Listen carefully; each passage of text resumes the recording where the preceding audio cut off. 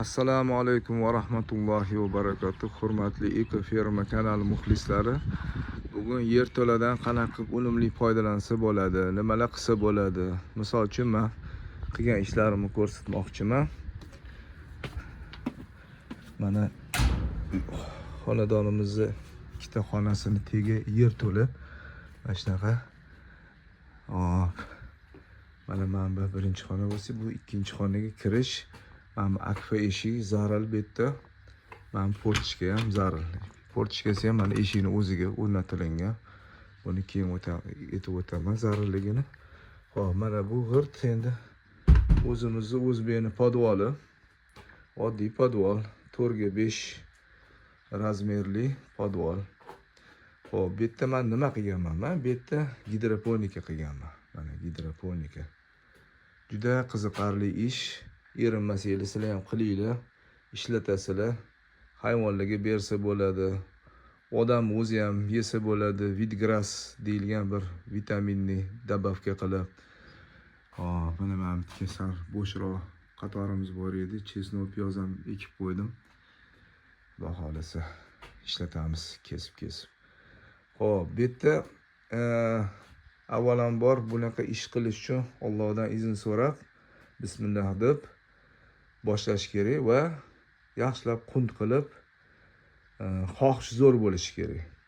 Xohish bo'lgandan keyin mana agar podvolinglar bo'lsa yoki podvol bo'lmasa ham bir keraksiz xonanglar bo'lsa, mana shunaqa xonada uyushtirsanglar bo'ladi. Juda katta joy olmaydi bu. Mana bu davoldan shu shotgacha mana 50 sm. Uzunligi mana bu polkamizni 2 metr. Balandligi 1.80.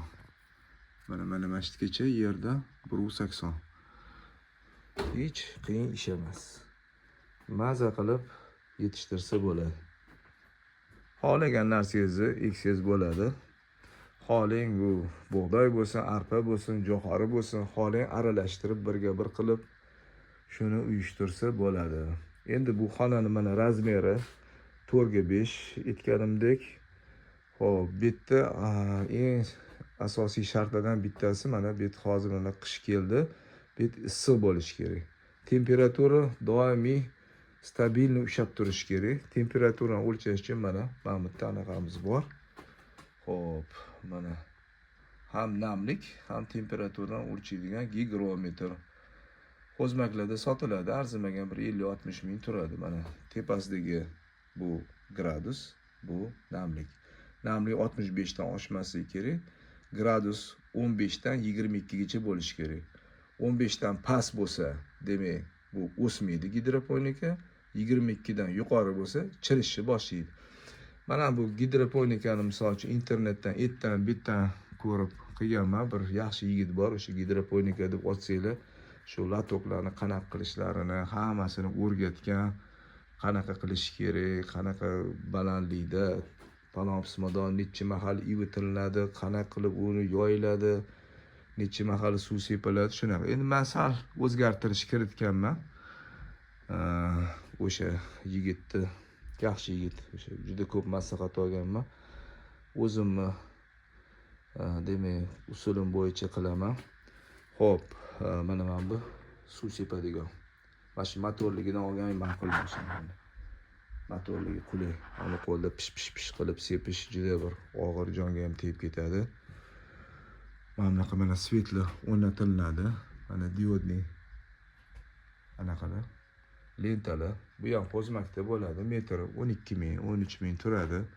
Hech qiyin ish emas. Mana bu rozetkalarni ham o'zim montaj qilib chiqqanman.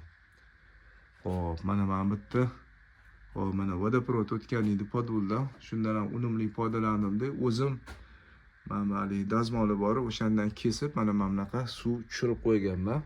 Suv juda kerak, ko'p ishlatilinadi har holda. Xo'p, mana bu gidroponikani tayyorlashga hop, mana arpa olib kelib qo'yganman. Bu chelaga 1,5 kilo, bu chelaga 1,5 kilo solganman. O'shanda mana shu 1,5 kiloli arpa ivitilib, tayyorlanib, mana shu 8 kunda tayyor bo'lganda mana shunaqa chiroyli gidroponikaga aylanadi.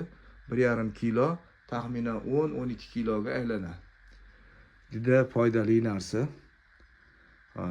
Shu bilan hozir pauzaga qo'yib turaman-da. O'zi buni 2 marta, 1 marta chayib tashab toza suvda. Keyin suv solib, keyin buni 12 soatga ivitirib qo'yiladi. Men hozir ko'rsataman.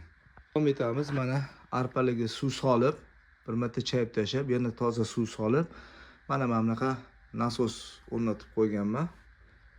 Pompa, demak bu nima qiladi? Bu o'sha akvariumlarga, kattaroq basseynlarga solinadigan mana nasos. Bu ham bir 350 ming turadi. OLXdan sotib olgan edim.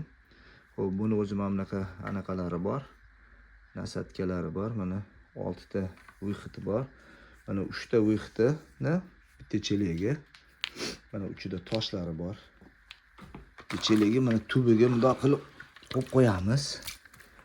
Mana ikkinchisini ham ashuna qilib chelak tubiga qo'yamiz. Mana qo'ydik.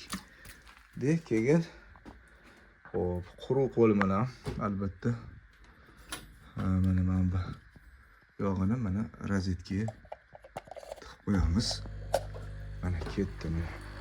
Bu qaynaydi. Prosta yutib qo'ysa ham bo'ladi. 12 soat tayyor bo'ladi. Lekin bunaqada sal durustroq bo'lar ekanki, aeratsiya bo'lib, barbatirowniya degan jarayon ekan. Buni ham internetdan ko'rib o'rganganman. O'sha betda o'sha aeratsiya bo'lib, ancha kirlardan tozalanib, ko'proq bexato o'sib chiqishiga bir sabab bo'lar ekan. Mana hozir buni qilib qo'ydik. Ertalab xudo xolasa davom etamiz. Shu gidroponika deb nomlanadi keyingi videoyimiz. Ko'rishguncha xayr. Assalomu alaykum va rahmatullohi va barakatuh.